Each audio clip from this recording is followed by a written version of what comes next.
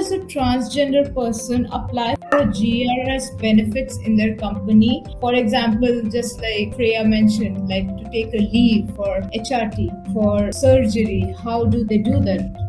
So some companies have it in their policies itself that they'll have to give a certain number of days for people who are going through these procedures. So as an organization, we also request the companies to be more inclusive towards these requirements from the community. But if you're from the community and if you're employed in another firm, then you can probably apply to this. So most people are aware of what is the timeline it would take going through the surgery and how many days you will need for recovery. So at least a month or a month and a half prior, if you would intimate the company and just let them know that you will not be available for this period of time. And I think for larger firms to go through the approvals and all of that will take a bit of time, but a prior intimation would help the company also understand the situation and kind of be prepared and give you what is needed for that period of time. So a prior intimation will help, and the companies are very much open to providing these services. I think people from the community, I think we should have access to better quality of medical service as well, because many people are not able to afford a quality, probably a surgery or a procedure, because of which they go through a longer period of recovery or even have more complications, right? So the more the company and the community is aware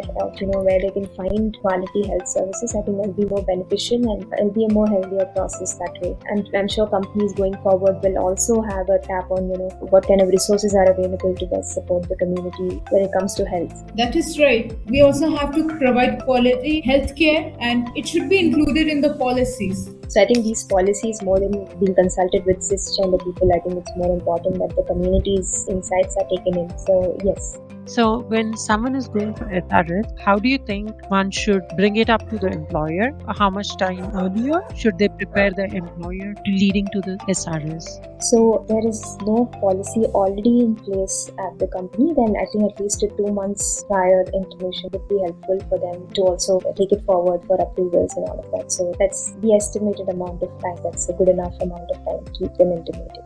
And usually in these companies, do you know generally how much holidays do people get for their surgeries? I think anywhere about 1 to 1.5 months is what I've heard, but it does differ with each company. I think 40 days would be something that's considered generally.